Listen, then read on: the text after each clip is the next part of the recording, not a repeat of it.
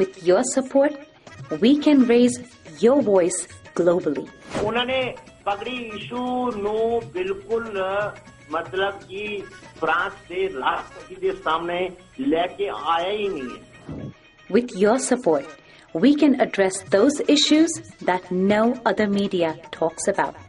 जो हाल अकालियां ने बादल क्या ने इन्हां ने सिੱਖੀ ਦਾ ਤੇ ਬੇੜਾ ਗਰਕ ਕੀਤਾ ਹੈ. With your support, we can bring you breaking news from around the world. It's about consulting our allies and having a dialogue.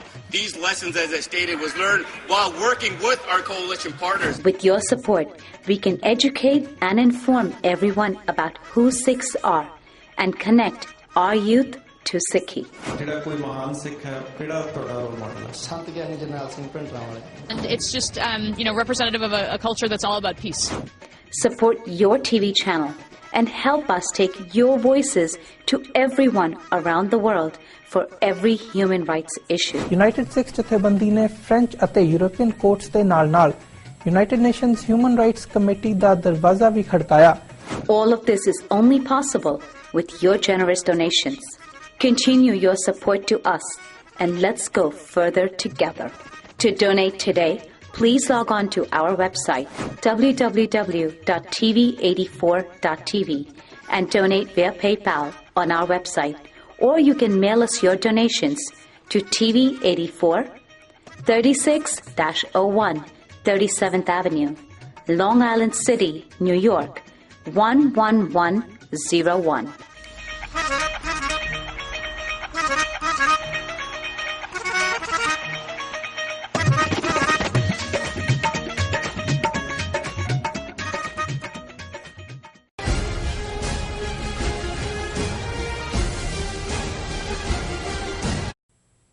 ਦਰਸ਼ਕੋ ਫਿਰ ਦੁਬਾਰਾ ਤੁਹਾਡਾ ਸਵਾਗਤ ਹੈ ਪ੍ਰੋਗਰਾਮ ਸੱਚੋ ਸੱਚ ਵਿੱਚ। ਜੀ ਡਾਕਟਰ ਸਾਹਿਬ ਸਾਡੇ ਕੋਲ ਲਿਖਤ ਆਈ ਹੈ ਆਸਟ੍ਰੇਲੀਆ ਤੋਂ ਇੱਕ ਗੁਰਸਖਵੀਰ ਜੀ ਦੀ। ਇਹ ਲਿਖਦੇ ਹਨ, ਡਾਕਟਰ ਅਮਰਜੀਤ ਸਿੰਘ ਜੀ ਅਤੇ ਬੀਬੀ ਨੀਲਮ ਕੌਰ ਜੀ, ਵਾਹਿਗੁਰੂ ਜੀ ਕਾ ਖਾਲਸਾ ਵਾਹਿਗੁਰੂ ਜੀ ਕੀ ਫਤਿਹ।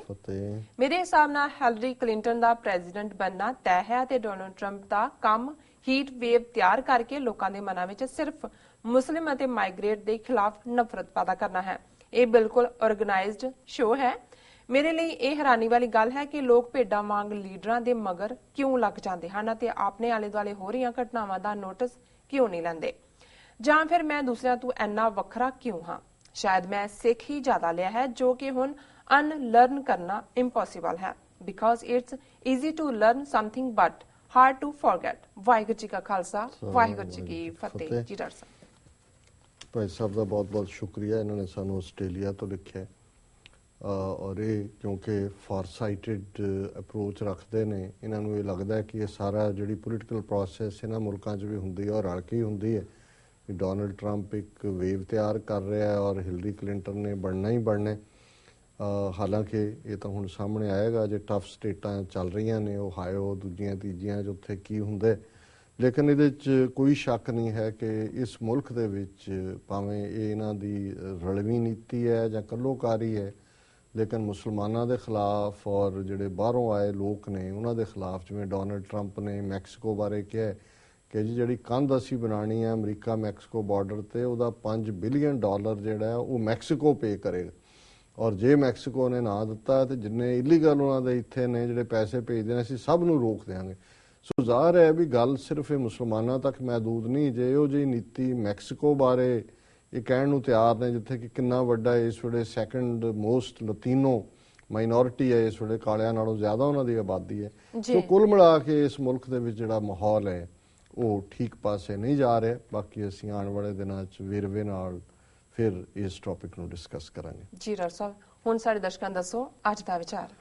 ਅੱਜ ਦੇ ਵਿਚਾਰ ਲਈ ਅਸੀਂ ਗੌੜੀ ਕਬੀਰ ਜੀ ਦਾ ਇੱਕ ਸ਼ਬਦ ਚੁਣਿਆ ਜਿਹੜਾ ਕਿ ਯੋਗ ਮਤ ਔਰ ਯੋਗੀਆਂ ਦਾ ਜਿਹੜਾ ਸਿੰਬੋਲਿਜ਼ਮ ਹੈ ਉਹਨੂੰ ਆਧਾਰ ਬਣਾ ਕੇ ਜਿਹੜੇ ਯੋਗੀ ਚਿੰਨ੍ਹ ਰੱਖਦੇ ਨੇ, ਉਹਨਾਂ ਨੇ ਜਿਹੜਾ ਇੱਕ ਗੋਦੜੀ ਪਾਈ ਹੁੰਦੀ ਹੈ, ਹੱਥ ਦੇ ਵਿੱਚ ਉਹਨਾਂ ਦੇ ਤੂੰਬਾ ਹੁੰਦਾ ਹੈ ਜਿਹਦੇ ਨਾਲ ਸਟਿੰਗ ਵਾਇਰ ਲੱਗੀ ਹੁੰਦੀ ਹੈ ਕਿਉਂਕਿ ਸ਼ਿਵ ਜੀ ਦੇ ਪੁਜਾਰੀ ਨੇ ਜੀ, ਔਰ ਇਸੇ ਤਰ੍ਹਾਂ ਗੋਦੜੀ ਸਿੰਘੀ ਉਹ ਵਜਾਉਣ ਵਾਲਾ ਹੁੰਦਾ ਹੈ, ਸੰਖ ਵਰਗਾ ਜਿਹਦੇ ਨਾਲ ਆਵਾਜ਼ ਪੈਦਾ ਕਰਦੇ ਨੇ, ਕੰਨਾਂ ਦੇ ਵਿੱਚ ਮੁੰਦਰਾਂ ਹੁੰਦੀਆਂ।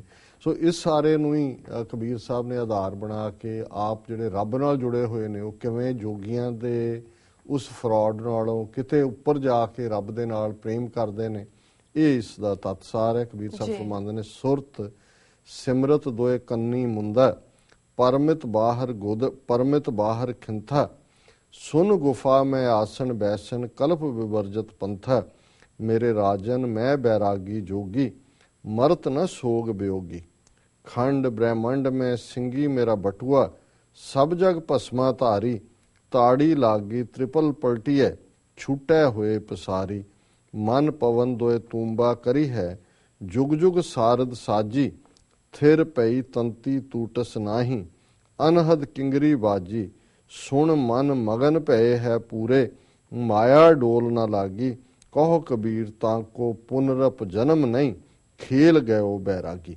ਹੁਣ ਕਬੀਰ ਸਾਹਿਬ ਨੇ ਜਿਹੜਾ ਗ੍ਰਸਤ ਵਿੱਚ ਰਹਿੰਦੇ ਆ ਰੱਬ ਨਾਲ ਪ੍ਰੀਤ ਕਰਕੇ ਜਿਹੜਾ ਵੈਰਾਗ ਔਰ ਮਿਲਨ ਇਸ ਨੂੰ ਆਧਾਰ ਬਣਾ ਕੇ ਇਹ ਕਿਹਾ ਕਿ ਦੇਖੋ ਮੈਂ ਸੁਰਤ ਤੇ ਸਿਮਰਤ ਮੇਰੀ ਸੁਰਤ ਦੇ ਵਿੱਚ ਨਿਰੰਕਾਰ ਵਸਦਾ ਹੈ, ਮੇਰਾ ਸਿਮਰਨ ਨਿਰੰਕਾਰ ਦਾ ਹੈ।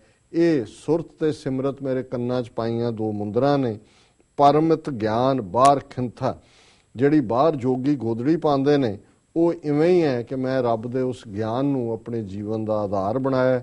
ਸੁਨ ਗੁਫਾ ਮੈਂ ਆਸਨ ਬੈਸਨ ਕਲਪ ਵਿਵਰਜਤ ਪੰਥਾ ਮੈਂ ਉਸ ਸੁਰਤ ਜਿੱਥੇ ਕਿ ਕੋਈ ਫੁਰਨਾ ਨਹੀਂ ਹੈ। ਮਾਨੋ ਮੇਰੀ ਸ਼ੂਨਿ ਅਵਸਥਾ ਹੈ, ਜਿਹੜੇ ਕਿ ਜੋਗੀ ਸ਼ੂਨਿ ਅਵਸਥਾ ਚਲੇ ਜਾਂਦੇ ਨੇ ਤਾੜੀ ਲਾ ਕੇ। ਔਰ ਮੈਂ ਕਲਪ ਵਿਵਰਜਤ ਪੰਥਾ ਜਿਹੜਾ ਮੇਰਾ ਪੰਥ ਹੈ ਉਹਦੇ ਵਿੱਚ ਰੱਬ ਦੇ ਨਾਲ ਜੁੜਿਆ ਵਾੜਾ ਕਲਪਨਾ ਨਾਂ ਦੀ ਕੋਈ ਚੀਜ਼ ਨਹੀਂ, ਮੇਰੇ ਮਨ ਦੇ ਵਿੱਚ ਕੋਈ ਸੰਸੇ ਨਹੀਂ ਆਉਂਦੇ। ਮੇਰੇ ਰਾਜਨ ਮੈਂ ਬੈਰਾਗੀ ਜੋਗੀ ਮਰਤ ਨਾ ਸੋਗ ਬਿयोगी। हे ਮੇਰੇ ਵਾਹਿਗੁਰੂ ਮੈਂ ਉਹ ਜੋਗ ਮਤ ਲਿਆ ਵੈਰਾਗ ਦਾ ਜਿੱਥੇ ਮਰਨ ਦਾ ਡਰ ਪਉਂਦਾ ਨਹੀਂ ਹੈ, ਜਿੱਥੇ ਜੀਵਨ ਮਰਨ ਦੀ ਖੇਡ ਜਿਹੜੀ ਹੈ ਉਸ ਦਾ ਕੋਈ ਡਰ ਨਹੀਂ ਹੁੰਦਾ। ਖੰਡ ਬ੍ਰਹਿਮੰਡ ਮੈਂ ਸਿੰਘੀ ਮੇਰਾ ਬਟੂਆ ਸਭ ਜਗ ਭਸਮਾ ਧਾਰੀ।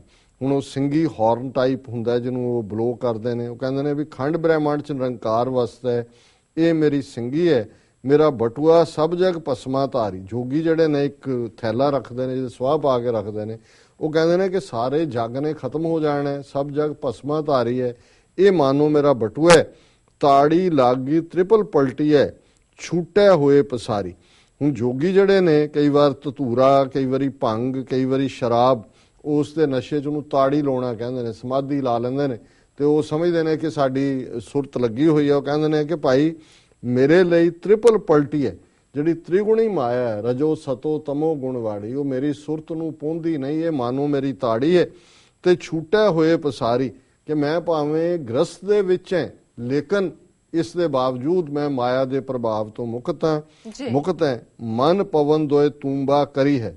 ਹੁਣ ਉਹ ਜਿਹੜੀ ਤੂੰਬੀ ਹੁੰਦੀ ਹੈ, ਜਿਹੜੀ ਉਹਨਾਂ ਦੀ ਸਟ੍ਰਿੰਗ ਹੁੰਦੀ ਹੈ ਵਜਾਣ ਵਾਲੀ, ਉਹਦੇ 'ਚ ਇੱਕ ਤੂੰਬਾ ਕੱਦੂ ਵਰਗਾ ਹੁੰਦਾ, ਇਹਦੇ ਵਿੱਚੋਂ ਕੱਢ ਦਿੰਦੇ ਨੇ ਤੇ ਉਹ ਖਾਲੀ 'ਚ ਆਵਾਜ਼ ਹੋਰ ਤਰ੍ਹਾਂ ਦੀ ਹੁੰਦੀ ਜਦੋਂ ਉਹਨੂੰ ਵਜਾਇਆ ਜਾਂਦਾ। ਤੇ ਕਬੀਰ ਸਾਹਿਬ ਕਹਿੰਦੇ ਨੇ ਕਿ ਮੈਂ ਔਰ ਦੋ ਸਿਰਿਆਂ ਦੇ ਉੱਤੇ ਉਹ ਤੂੰਬਾ ਜਿਹੜਾ ਉਹ ਲੱਗਾ ਹੁੰਦਾ ਹੈ, ਤੂੰਬਾ ਫਲ ਹੈ, ਕੌੜਾ ਹੁੰਦਾ, ਉਹਦੇ ਵਿੱਚੋਂ ਕੱਢ ਦਿੰਦੇ, ਕੱਦੂ ਟਾਈਪ ਦਾ ਸ਼ੇਪ ਹੁੰਦੀ ਹੈ।